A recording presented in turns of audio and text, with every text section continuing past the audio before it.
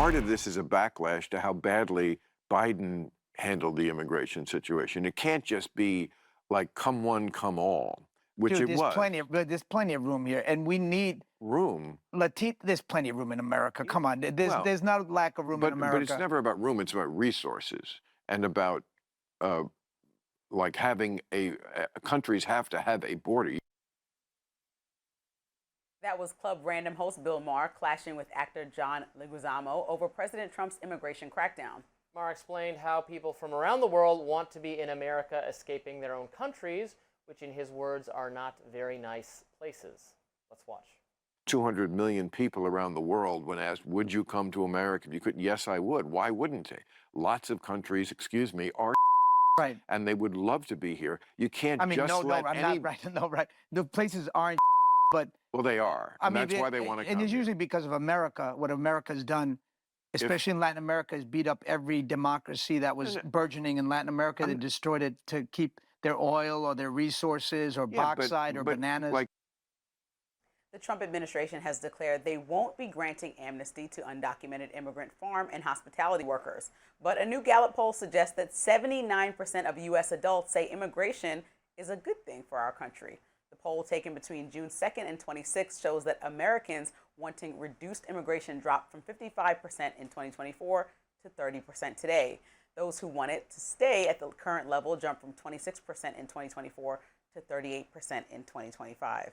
I mean, I've seen a lot of polls on immigration. They're all over the place. You can find a poll that shows strong support for for less immigration to a greater degree than again, I'm not speaking for my own ideology. I am for legal immigration. I'm for bringing in more people. I think it's good for our country. The American people, based on what I see from polling, want less immigration and want more deportations. That poll reached a contrary result. You know, maybe people have inconsistent views here. John Leguizamo, great actor, big fan of him as an actor.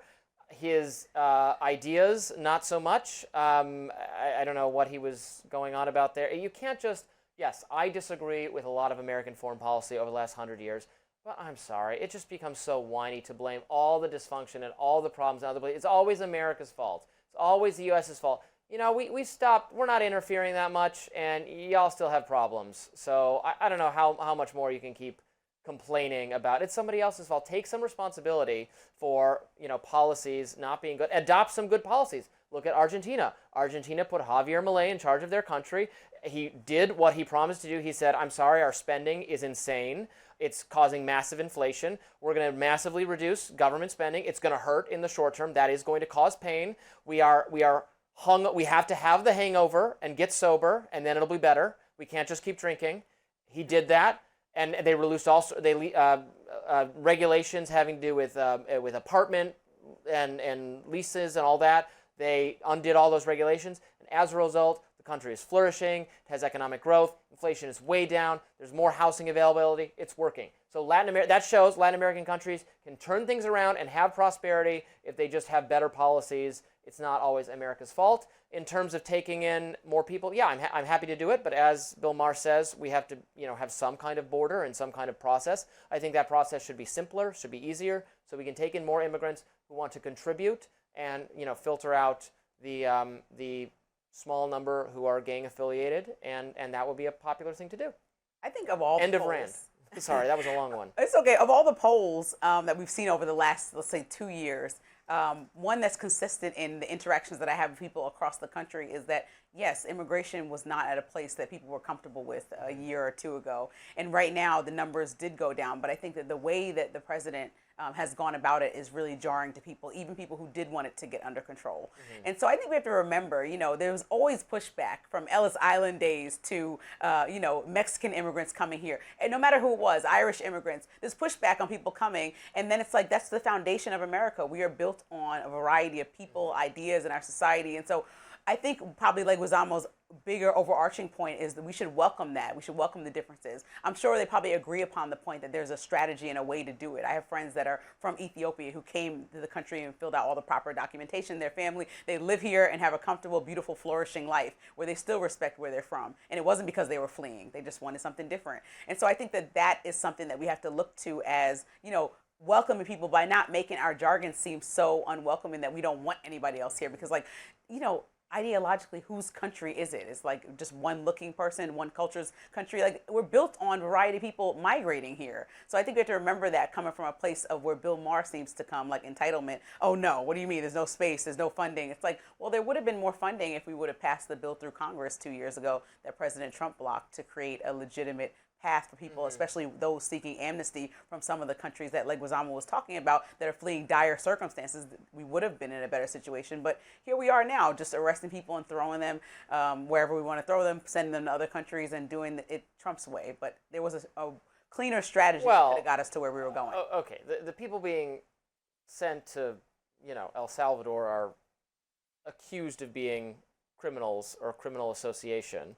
Now, I'm not saying this is how I would do it, but that's not the kind of model immigrant we want for our country. I agree with what a lot of what you are saying, and I've argued with other people on the right about this who have a more limited view of what America is or should be. It is true, obviously, that virtually everyone came here as an immigrant at some point, and we've had different waves of immigration. And there's always been a lot of griping about these Irish, they haven't assimilated, they're not really, we don't want them. And then what happens is they contribute meaningfully, economically, culturally, socially. There is assimilation, the next generation and the next generation. People from Vietnam who came here dirt poor, in the 70s, and then started a business or worked at a business. Elon Musk. And then, Elon is a great example. So there's so many powerful examples of that, which is why we should never get in the category of, disdaining the immigrant experience or what immigrants, the value they provide, as long as they are coming here to work and to build something and not coming here to be taken care of or expect some kind of handout. That's where the generosity of the American people understandably runs out. Most migrants, and I'm just saying this from having experience interviewing them for News Nation, are coming here looking to work to feed their families. It's like a really dire circumstances, from the ones that I know that we were targeting most specifically at the borders in Arizona, at the borders, right? These are people that have come here and said, listen, I'm really trying to work, that have sat down and said, provide some type of pipeline for me to bring money, pay taxes in this economy, and eventually I will go back to Venezuela, but I just want to feed my family and get them out of there, or decide which country we can live in. And so we need those workers too. It's why Trump kind of goes back and forth about how he wants to treat farm workers or hospitality workers, knowing that his businesses have relied on these people to have the success that they have. So it's quite a conundrum. This is where I part ways with the Stephen Miller wing of the Republican Party. Certainly, it was when I hear that, when I have an immigrant, even an illegal immigrant, who wants to work on a construction project that's going to build a new subdivision or new apartment complex, or an illegal immigrant who wants to be in the fields picking strawberries or whatever it is, want to work. I don't. To me, I say, okay, that's fine. Please do that. That's great. There's no part of me that goes, we got to get out of here and we got to find somebody else to do it. Well, they want to do it as long as they're not causing any other problems. That seems fine to me. And that's really where Trump is. It's where Joe Rogan is. It's where Trump is. So that's a good thing. But it's not where Stephen Miller is. Yeah, but people who are overseeing the immigration policy are not at the same level as Trump is. It's like, when you're the president, you have to be the one to set the tone, and it has to look. And then I want to hear from them. Under you are listeing to your overall strategy. Then I want to hear from them what's their solution. I'm like, okay, you're saying you want all these people gone, every single one of them, which let's, I guess, gloss over whether that's even possible, or whether we could accept, whether we're willing to tolerate the kind of domestic surveillance state of all having to carry identification at all times to make sure that only citizens are here. That seems pretty dystopian to me, and I don't really want it. But let's say we could get around, so we got all those people gone. So then what's your plan to satisfy this labor pool? And they'll be like, well, existing Americans. And I'm like, okay, that's going to cost way more money. That's what Amber and I were talking about, that the cost for, whether you ideologically think it's right or wrong. But they see that as a good thing, because they want it to be a jobs creation program for existing Americans and then pay them more. But they never have a good answer for, that's going to massively increase the cost of labor and of food and of everything. And then it's going to have the prices go up, and nobody wants that. And no one ever talks about the cost of some of these, what I think are performative raids, right? They cost a lot of money to send people in certain places, to pull out migrants, some of who may or may not go to a detention center for a long time, prosecuting them. This is all a lot of work for people who, like you said, we were going after criminals. I think that most of the country agreed that's a good thing. If someone's in the country performing criminal activity, go after them. But for everyone else who was not, who was working and adding to our economy, that seems like a problem, especially for all the business owners that were employing them. It's like, okay, so now we're just going in any business areas and just pulling people out of work, out of all these places. And so it directly contradicts the same people, let's say, that Trump is planning to give these tax cuts to. So it's like, you know, both and also, sides can of the we coin. fix this so we don't have this ongoing problem? If the issue, and fine, I get it that, you know, they're under the table, or they don't have the same, since they don't have the same legal status, they can undercut American labor, and we think that maybe that's not fair, not desirable. Okay, well then we got to have some legal plan to bring them out of the woodwork, or decide what the next wave, because I'm sorry, no matter how much border security you get, you're still going to have people getting into this country illegally. It's difficult to stop it. You can reduce it, you can do all sorts of things, but people want to come to this country and they want to work. The people who want to come to this country and want to work, we should have some plan to have more of them, and then they can compete along for the same rates as American citizens, and that would resolve that problem. If we have this tremendous underground population of a labor pool that it's not fair and you think that's bad, okay, then we need some plan to have that no longer be the case. That's not just, it's deport them all, but then there's still going to be more, because there's going to be more coming in. So have some kind of plan. I think most Americans want, simplify it. Here's what you need to do to come into the country legally. Here's how you get vetted. And then if you can do it above board, then we can monitor and we can say, okay, yeah, you can come in, you can come in. Wait. You were associated with Tren de Aragua. You cannot come in. Nope. Well, I sat That'd be with fine. Mayor Mike Johnston of Denver, and he was saying that's something that he was specifically pushing for, and that he was constantly blocked at every stop. You know, he had to testify in Congress, I think, late last year. Is that the city that had Tren de Aragua take over the apartment? No, that was Boulder. Well, Boulder's right outside of Denver, so it's not too far. Yeah. But, you know, he's still testifying that there's a strategy here with proper federal support. You know, and right now people have been looking at Denver as the poster child for spending a lot of the money, which he's saying, yes, police department didn't get new furniture in 2024. That's what we cut in order to help fund programs that help migrants get on their feet and start working again. But the goal was to get to work. And it just seemed like the federal government, at least last year, was completely shutting him out on that idea and just, you know, better off running with the idea that this is a sanctuary city, this is a disaster, because that makes President Trump look good. This is his winning issue. So, you know, now that we're deep into the presidency, I hope that since the bipartisan border security bill didn't pass a year ago, maybe we can revisit that, and it could be Trump's win, but, you know, it really needs to be America's win on a sustainable solution on how to bring in migrants, but also get people to work and get our economy booming again, especially if we're trying to grow our economy. In another win for air travelers, they might no longer have to fret over the ridiculous 3-ounce liquid limit. Speaking at the first ever Hill Nation Summit, DHS Secretary Kristi Noem teased TSA liquid size changes in carry-on luggage. She spoke to News Nation's Blake Berman on Wednesday. Take a look. But I will tell you, the liquids, I'm questioning, so that may be the next big announcement, is what size your liquids need to be. TSA is working on the technology that we have available to us if we deploy it correctly. So it's just simply that you can walk in, if you've got a carry-on bag, you should be able just to walk through their screeners, their scanners, and go right to your flight.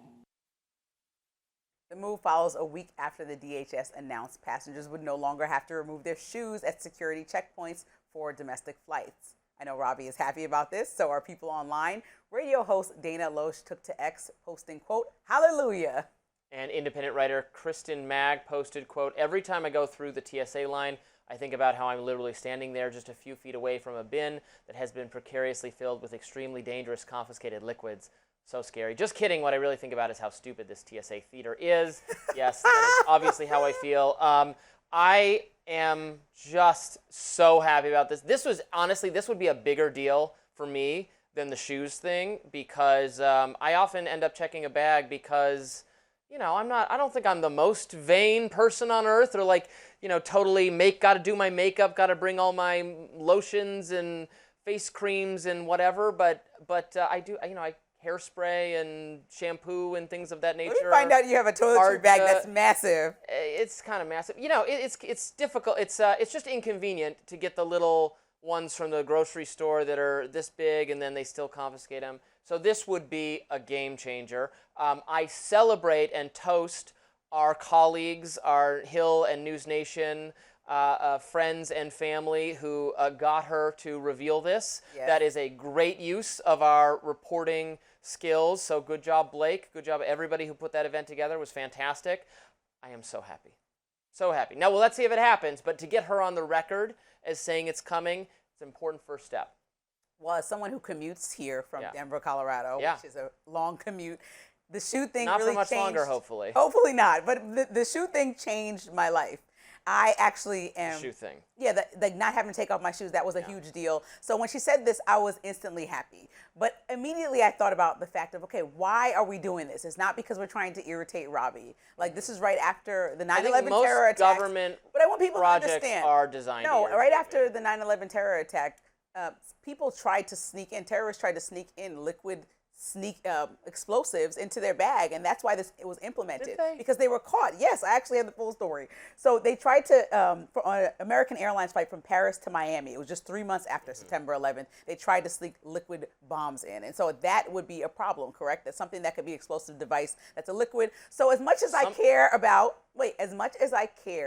about protecting us and about my convenience, I care a little bit more about the feeling of safety and about nothing like this ever happening again. Are you jotting down a note for? I'm going to share something with you that I'm not going to put, because I don't want to get this video taken down.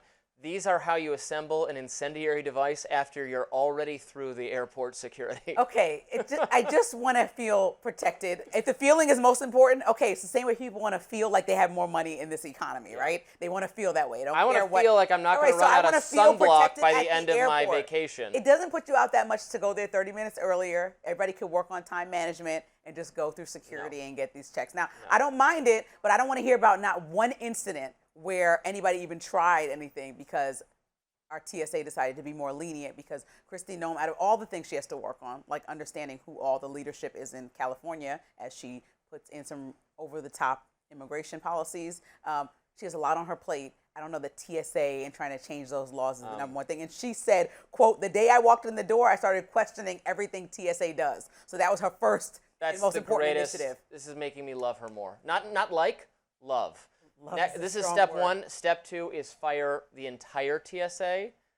That would be glorious. I would vote for Republicans forever if this happens under a Trump administration. I wouldn't, even my quibbling with the immigration policy, I would set that all aside. All right, he's going on and on. Reality check for the Democrats. They're behind where they need to be if they want to retake the majority in Congress. CNN's Harry Enton compared polling data this year compared to the 2005 and 2017, and those were the last two times Republicans held a supermajority in the year leading up to a midterm election. Take a look at his analysis. The Democrats versus the Republicans on the generic congressional ballot, the margins. Look at where we are now. Democrats are ahead, but by just 2 points. Look at where Democrats were already ahead by in 2017. They were behind by 7 points. How about 2005 on the generic congressional ballot? Ahead by 7 points, ahead by 7 points, and now they're only ahead by 2 points. Their lead is less than half of where it was in either 2017 or 2005 in July of those years, the year before the midterm election. The outlook gets bleaker for the Democrats as you look closer at each individual House race. Enton says at this point, GOP is actually poised to expand their majority next year. It's actually Republicans with more net pickup chances at plus 12, according to the Cook Political Report, when you add in the likelies, the leans, and the toss-up races. So it's not just on the generic ballot where Democrats are behind their 2017 and 2005 pace. It's actually when it comes seat by seat. Kiss him right on his face. He's my favorite pollster, my favorite person on CNN, second favorite after Scott Jennings. Yeah, it's not all great for the Democrats. They like to pretend that they've got this wrapped up and that, usually the rival party wins big in the first midterms right after, because we have thermostatic public opinion where people are like, oh, we want Republicans, now we want Democrats, now we want Republicans, now we want Democrats. They're not on pace right now, despite relentless media coverage and criticism of Trump, despite actually some internal disagreement within Trump about how things should go in terms of all of the deportations, the foreign policy, the Epstein stuff. You wouldn't think the break with Elon, the kind of Joe Rogan bro voters who came in not loving some of the foreign policy and immigration stuff. You'd think the Republican Party is headed for some big a breakup where some of the independents or moderates or new people who came over say, oh, this isn't what I voted for. This is what I kind of like what Andrew Schultz said. Is that what his name is? Oh yeah, Andrew Schultz. What he said. Podcast. You know, that this is now. I voted for none of this. Yes. The Andrew Schultz voter becoming disaffected and no longer wanting to support the Republicans. Also, Republicans always doing worse when Trump himself is not on the ballot is an issue for them. But based on the poll numbers, that might not come to pass. The fact that the Republicans basically finger rolled into a basket this win for Democrats because of how disastrous the first 6 months have been under Republican leadership, specifically when Elon Musk was more visible, it was really going downhill. Now that they've organized and You think codified Musk some of being these. gone is a good thing? Well, not. I mean, I thought that he was doing a lot of bad things that were disastrous to people that actually were necessary in the federal government. However, I do think that his presence was causing an unease across both parties, and so him being gone and in the industries that have been beneficial to learn information from is also a good thing to me. That's fine, but I think that it was for Democrats, him being there also was something to campaign on. You didn't vote for Elon Musk. We are going to take this position back. I would have if I could have. Well, a lot of people feel differently. I mean, Elon Musk is one of the people to get attacked first. Trump is one of the people to get attacked last, specifically by the MAGA base or the Republican Party. But we're not talking about them. We're talking about what Democrats can do in the next election, the midterm election. And I think that they have completely dropped the ball because not only the fact of like whether Trump did good or bad in his first 100, 200 days, it's the fact that all the complaints about how terrible of a situation we would be in and all of the lack of preparation for this situation if it happened. Like when you talk about how bad a situation could be, you should prepare, well, in case of emergency, what button do you push? There's like everyone's scrambling trying to figure out what that strategy is, what that button is. Even when we talk to people, there's no clear, direct strategy that at least can be an overarching theme for the midterms that Democrats can stick to and win back more seats. And I think that, again, Trump's poll numbers are not good. And so people as the country judge the party by the president. So if Biden's in office and Democrats are controlling Congress, well, then they're blaming the Democrats in Congress. If Republicans in office and Trump's in office and then Republicans aren't doing all the things that they love, well, they're blaming all Republicans. And so this was an opportunity for them to catch up and figure out what the party wants. But they're still having so much infighting where criticizing Mamdani and worried about the wrong things that there's no solution that I'm seeing. It's just like, oh, we got to get back to the American voter. We got to talk to them and see what they want. The time to see what they wanted was about 8 months ago. You should have known what they want by now. You should know what they want. Well, and whether Mamdani is a solution for a specific area or a general solution are different questions because New York City is obviously a very Democratic heavy place.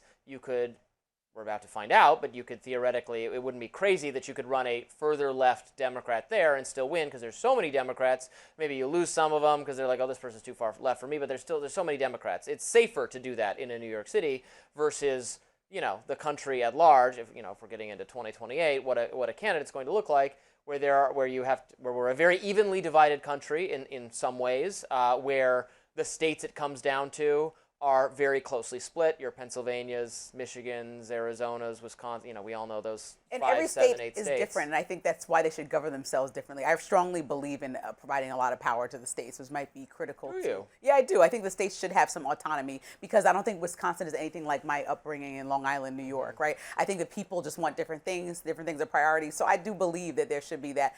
And the candidates should be based on what's appropriate for the location. So while everyone's in upheaval about somebody like Mamdani, that doesn't mean that your state or your city needs a representation like that. That just means that New York is interested in that. And so you need to go based on what works. And that's why I was saying about Arizona earlier. That's not a litmus test to see if the whole entire country is moving more liberal. It's a litmus test for Arizona to say they never were moving extremely liberal. Why would we try somebody like that there? Just reading the room and understanding what your voters want and then coming together as a Democratic Party and seeing what the overall messaging is, that messaging that gets in touch with that everyday person, that working class American that felt left behind. That should be the key messaging, and then everything else should be directed at who you're representing and what they're looking for. I mean, Arizona really goes to show the GOP problem is that Republican primary voters get very attracted to some interesting candidates who are general election losers, but they can't help themselves. I'm talking, of course, like Carrie Lake. The Lake Effect. Lake and Effect. I was You've heard of Lake I was Effect an Snow? anchor when There's she was Carrie an Lake anchor, and I Effect. was so blown away Really? that she went into politics in this way. But she's great for the MAGA base loves her. I know. She's great at speaking to them, but she is poison, toxic to a general electability.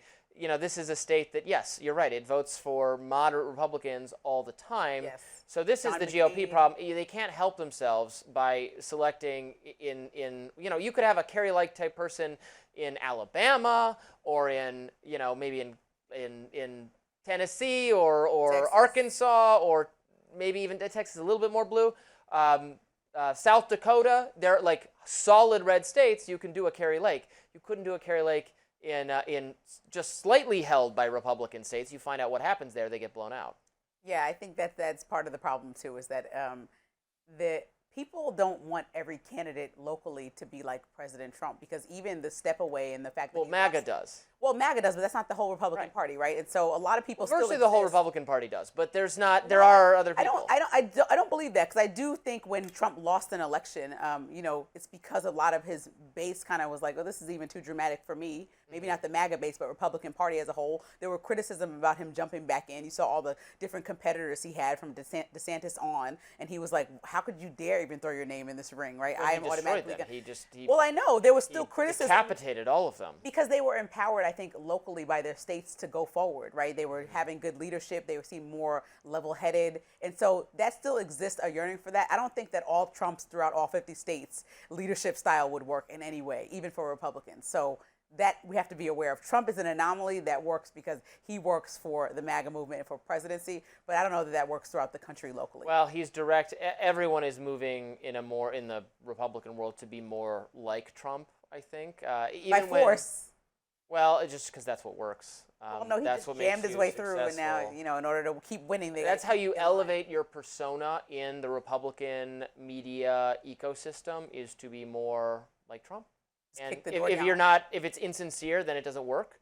But people are getting better at doing that type of thing. Trump's style will still be with the Republican Party indefinitely, even when he is no longer himself the candidate. I'm excited to see these midterms. You know, there's always conversation about the red wave, the red wave. Yeah. We'll It's see. still a long ways off. It's not this I year, it's know. next year. I know. I mean, I know it'll go by like that. We'll be, you know, flash forward, we'll be sitting here with slightly different haircuts talking about the upcoming midterms. And I challenge the Democrats to, by the end of this year, have a solid plan that it can be crystal clear to both Robbie and I, to be like, oh, wow, this is what they're running on for the midterm, so we know all next year what the actual strategy is. Wouldn't that be nice? Tucker Carlson is telling everyone what he really feels about the Epstein files cover-up. In remarks at Turning Point USA over the weekend, he slammed people in the administration who won't tell the truth about Jeffrey Epstein. He even flatly asserted, we all know the disgraced financier and abuser of young girls was in actuality an intelligence asset. Listen to this. And I think the real answer is Jeffrey Epstein was working on behalf of intel services, probably not American.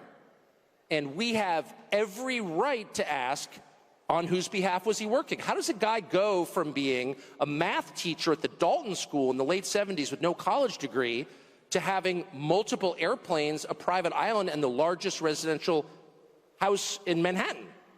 Where did all the money come from? And no one has ever gotten to the bottom of that because no one has ever tried. Carlson went on to accuse Israel of being the foreign power that Epstein was working for. Take a look. And moreover, it's extremely obvious to anyone who watches that this guy had direct connections to a foreign government. Now, no one's allowed to say that that foreign government is Israel because we have been somehow cowed into thinking that that's naughty. There is nothing wrong with saying that. There is nothing hateful about saying that. There's nothing anti-Semitic about saying that. There's nothing even anti-Israel about saying that. In his speech, Carlson also criticized the MAGA movement for being overly focused on small victories in the culture war instead of tackling bigger issues like crime and the unaffordability of housing for young people. Very sensational remarks, I guess, although they're very popular there. And no, Tucker is actually saying something a lot of people believe, and I understand why they believe it. I myself am curious about it, whether the reason for the secrecy around Epstein is because he was in contact or he provided information to an intelligence organization, Mossad or American or something else, and thus he was protected. And it's not that, and so his activities, and the reason why this would add up is that explains why he got the light sentence, why despite the knowledge of his sexual proclivities, he got he was not, locked up and thrown away the key until it really got out of hand. They knew about what he was doing, and they were like kind of looking the other way because he was providing information. Also, Tucker asking of whether that explains whether was he paid off, was he paid for this? Is that explains the origins of his money? How he became so wealthy is not well understood in any of the reporting about him. His background is, as Tucker says there. Now, I will say we obviously don't have any hard evidence that this is the case. People often point to Alex Acosta, a former Trump cabinet member who actually oversaw the prosecution of Epstein first time around in Florida, having been reported that he told someone that there was an intelligence connection. That was not in sworn testimony or anything. That was just a report in a, frankly, media outlet I don't trust very much, the Daily Beast. So I don't know. My honest question is I don't know. I think it is fair to ask questions about it. I would like to know more about it. I would like our government to disclose it if it is the case. They're obviously choosing not to do that, which is why people like Tucker are frustrated. This is a natural, where there's smoke, there's fire situation. Yeah. There's so much smoke here. Even President Trump, who's really good at deflecting or changing the subject, can't even change the subject because people are paying attention to things that really do matter, like with the floods in Texas and other big issues. But at the end of the day, people really want to know what's going on, even people who weren't involved, just the way that it dramatically went from we've got information to drop it, why are you still talking about it? That feels like the biggest whiplash in the world, that dramatic change of tone. Right. And I think that everyone is looking for answers. So even Tucker Carlson coming up with this theory, when you don't give an answer, people come up with theories. People come up with lies, truth, whatever they're going to become their own researchers, investigative journalists. Everyone who wanted to know is not just going to leave this alone. They're going to keep finding information. Every day I get on social media, I'm scrolling, I see videos of Trump proof that Trump knows Epstein, even though he mentioned that he doesn't barely know him. Like, it's just not going to stop. The only way to make this stop is to provide real information. And we're seeing cracks within the MAGA movement, which is also something that I think Trump should be alarmed about, because out of all the topics that I thought they would have started to get riled up about, this was one that really, I think you said this last week, is taking the cake out of all the topics. Well, when something is weird, people start reaching for more creative explanations because the underlying facts are weird. This is why the Kennedy assassination has, for decades and decades and decades, spawned all these theories about what was really going on. Did his vice president kill him? Was it the CIA? Was it Cuba? Was it the mafia? Because it was weird that this guy Oswald shot and killed him and then was himself shot and killed a few days later. Right. That is a weird thing to happen, and thus people started to wonder, well, what else was going on? Was Oswald killed for a reason? Now we know with reasonable confidence and certainty decades later. We don't maybe not know with absolute certainty. Certainly people still think maybe there was something nefarious there, but we know basically that Oswald probably acted alone. He was himself a communist sympathizer. He'd visited, I think, Russia. He had a Russian wife. He was a Cuban sympathizer and shot him for that reason, and then was killed by a guy who loved Kennedy and was mad that Kennedy got shot. But that seemed like a convenient cover story to a lot of people for decades, and so people didn't believe it. Similarly with this, here's this wealthy man who we don't know really how he got his money or why he got this wealthy, ends up hanging around with Donald Trump, knew him, and Bill Clinton and Bill Gates and a million other people, and was having sex with underage girls that were procured for him, and had a relationship with the British royal family, and then went to prison for some pretty appalling crimes, but it was a light sentence, got out, and resumed it. That is weird. Yes. That's unusual for that sequence of events to take place. So people want to come up with a more out-of-the-ordinary explanation. And because people are not planning to let this go, judging by the amount of weeks that this conversation has gone on, which I don't think they should let it go, what then is Trump's strategy and the entire administration's strategy, right? Because right now he's protecting Pam Bondi, but at that same conference that we just watched Tucker Carlson, Megyn Kelly was there. And her tirade was not about the connection to potentially Israel. Her tirade was about Pam Bondi needs to come to the table and explain herself. She needs to say something now. She just used it all for attention. Every podcast, every media interview she said yes to, just to dangle some list. Now give me an example of why there was nothing on the list. Go specifically into detail and answer the same questions you did when you were dangling information for a year. So I think that the critics are too loud. They have too much access and too many people in their audience for Trump to say, everyone be quiet. Because you saw when a reporter asked him the question, he's like, we're still talking about this? It's like, that's not going to work for some of your biggest, supporters in media, right? So you have Megyn Kelly, who, she has a huge following and also has been very, lenient to a lot of stuff that Trump has done. And even Tucker Carlson, he's open-minded to a lot of Trump policies. So to have these critics here, you have to answer to them. You can't get around this. This is one of those things he can't just drop. Well, I agree. One other thing I wanted to say on this topic before we move on is, so Tucker is being criticized by even some people on the right who are more pro-Israel, and they say that this is evidence of his anti-Semitism. I think that is so pathologically unfair. He is again, criticizing the government of it. He's not even criticizing them. He's saying he just wants to know if this is the reason Epstein was protected all these years. This has nothing to do with Jewish people. It is not a smear against Jews whatsoever. That obviously the U.S. government engages in all sorts of sketchy intelligence gathering, as do the governments of every nation, including Israel. It is not, again, I present, if you make the accusation of anti-Semitism, present some actual evidence of malicious views toward Jewish people.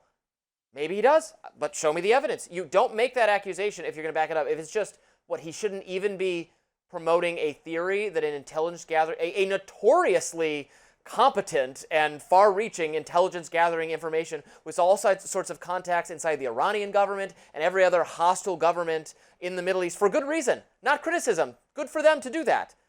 That's not anti-Semitism. And I saw a lot of people, even people I otherwise quite like, saying this on social media. I think the pendulum weekend. swings when it comes to sensitive topics.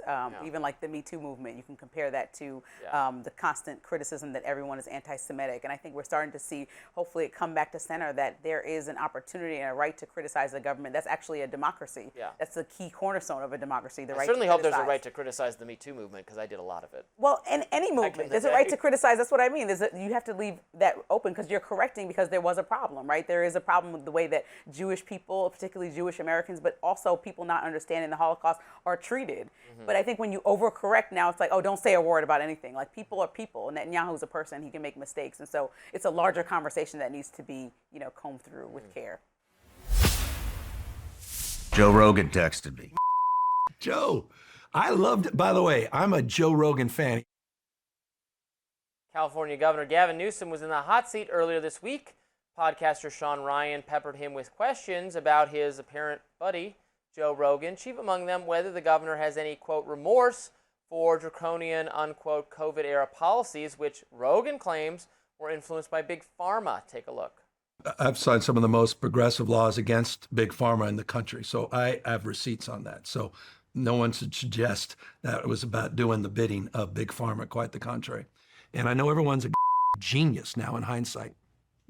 But at the time, none of us knew what we were up against, including the President of the United States, who I worked very closely with. There wasn't a Democratic governor in America that worked closer during the pandemic than I did with Donald Trump. Newsom added California is at the forefront of looking into where the COVID response went left. Let's watch. With humility, seriously, humility and grace, I've asked them to have that report done. It's going to be done next month. And it'll be the only state that I know of that is putting out a truly objective review of what went right and what went wrong. What a great response. You should be satisfied. He owned up. He said it with humility. And he said the best thing that I love, everybody is a genius now, right? Everyone could speak from the place of confidence, what they would have done. Sure, if you were prepared for a pandemic like COVID, like we will be in the future, if that ever happens, hopefully it never does, we might see signs that we can do better based on historically or recent history, something that we've done wrong. But everyone's speaking from a place of knowing when it was a complete, like, it was just like no precedent was set for that in our lifetimes of something of that magnitude, shutting down the world. And people were scrambling president down to try their best to figure out a solution, listening to leaders that were put in position at some of the top agencies that advise us on medicine and ideas and masking and protection and health guidelines. And people were just trying their best. So wouldn't you rather go too far when it comes to protecting people or trying to, rather than doing too little because you felt like people may be uncomfortable? No, I would rather do too little. No, I would rather do too much every time, just in case. Also, his content, look, I appreciate that he apologizes, and I don't have a specific axe really to grind with Gavin Newsom. I don't know that the policies were due to Big Pharma's influence or not. That's kind of like a left-leaning idea. Maybe it was, maybe it wasn't. I don't know. That's not the point. I don't like the policies. I'm glad he's apologizing for them, sort of. But the idea that no one knew anything, but that ignores all of the opposition there was to the policies all along, people who ended up being right. And in fact, I would argue the pandemic playbook, there was one, and it was thrown out.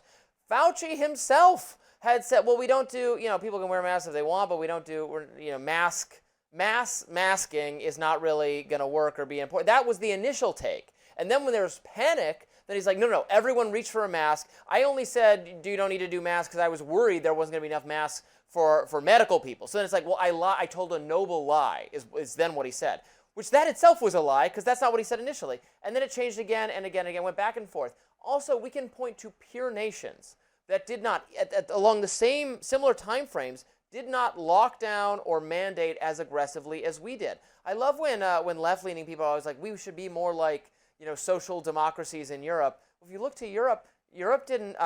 You look, school closures were not as aggressive. Mask mandates were not as aggressive. Vaccine mandates were not as aggressive. The idea of masking children was never a thing in many peer countries. We did all of that stuff harder, and we had worse health outcomes because we have an overall population that's not as healthy. But it didn't matter. There was no difference in even if you looked from state to state, because there's wide variance in how many mask mandates and lockdowns that Florida had versus California, for instance.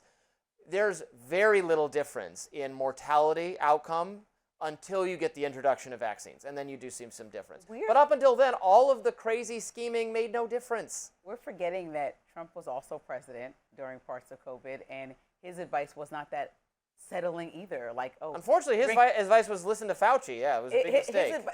This is the like reason why I couldn't vote for him. issue. This is so that's what I'm saying. Like, people were just literally following the guidance of what they thought might work, and so to try to pick people to blame. Like, I know that, like Joe Rogan, you have a vendetta about how COVID was handled. I certainly think there were huge missteps that we can all look back and fix for the future. But in the moment of chaos, for Dr. Anthony Fauci to say, let's mask up because it'll bring the anxiety down of the nation as a whole, I think that's a responsible leader. That's a leadership thing to do, right? To say, I don't want complete panic. I don't want this. This is why presidents come out and speak about major events. Hey, as you've seen, they'll do a late night press conference, 11 p.m. to address the nation, because you can't allow idle minds to go crazy. And we had nothing but idle minds during the pandemic because a lot of people weren't able to work. A lot of people weren't able to move around. A lot of people were scared, not knowing what would happen next. A lot of people saw their friends and family on ventilators. So when you have that level of angst, like, no one knows what to do with that. That's not something that people would have a hold on. The best ways to handle it. In Washington, D.C., during the pandemic, by order of the city government, which was doing what the CDC told it to do, you had to wear a mask when you walked into a restaurant, while you walked to the table, and then when you sit down at the table, you could remove your mask while eating your meal, but if you were going to go up and go to the bathroom, you had to put it back on, and then to walk out of the building, you had to put it back on. Beautiful. Just in case that protected you, I'm down. That's what I'm saying. More protections, not less. That was so stupid, it made me into a crazy person. The idea that... You could order Uber Eats or something like that then. Don't go to dinner during a pandemic throughout the world. Like, if it's... You see what I'm saying? There's no, like, wearing it for that part versus that part, or you could have a social gathering of 3 people, but not 4 people. You give 5 people, but not 6. It was exactly what I hate, which is arbitrary rules that actually don't make any sense. It's similar to all the TSA stuff I complain about. These are clearly rules designed to make highly emotionally fragile, people have the illusion of comfort. Well, and I don't want my I told you how I feel about TSA. I don't want government made by emotionally fragile people. You can pat me down. You can put all my electronics through as long as I feel safe. Okay, then people like you need to not be in government decision making. You know what? That's why I'm a television host, because I like to feel safe. Trick me. Okay, give me a mask, trick me. I will not if be I want to governed feel safe by... and calm down my anxiety, then yes, we are all good to go. I don't want to be governed by people who don't care or don't want or don't like socialization. If there's a 0.001% chance that somebody with a laptop not getting checked through TSA can cause an issue on my flight, give me all the TSA checkpoints, right? I don't care if there's a 0.001 chance that somebody can pass COVID to me without a mask on, or wear a mask. I'd rather be protected. I like my life. So you will reduce the rate of harm to you in all. Well, how fast do you drive? You don't drive to work. You could drive 5 miles per hour instead of 15, it's a 0.0001% When cars chance. first started, I'm sure 5 miles per hour was the speed, right? But That's I'm the saying thing, we this can was always. unprecedented. Why aren't you wearing a helmet right now? In the You office? could. Well, what if you trip on that?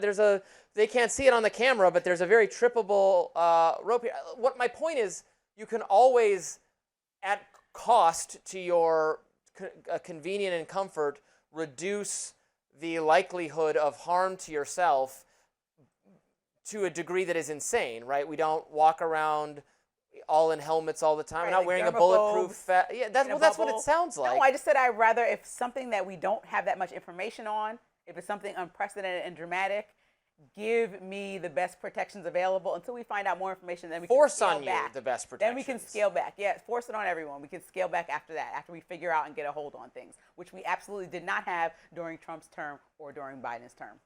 I don't know. I disagree with that so strong. I think it's fine for you to have that option. I think if you want to wear a helmet and a bulletproof vest all the time, if you want to be bubble boy, bubble girl up in here, that's your business. I don't care. I will make fun. I was going to say, I won't, say anything, but I will make fun of you. But I won't take that right away from you.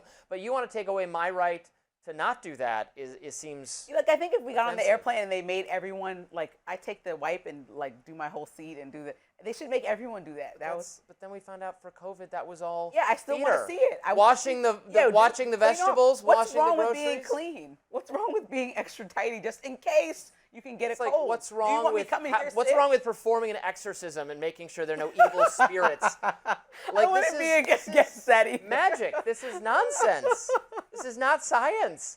And these are rules from people who purport to be scientists. It's not science. And suggestions from politicians that didn't know what to do. So.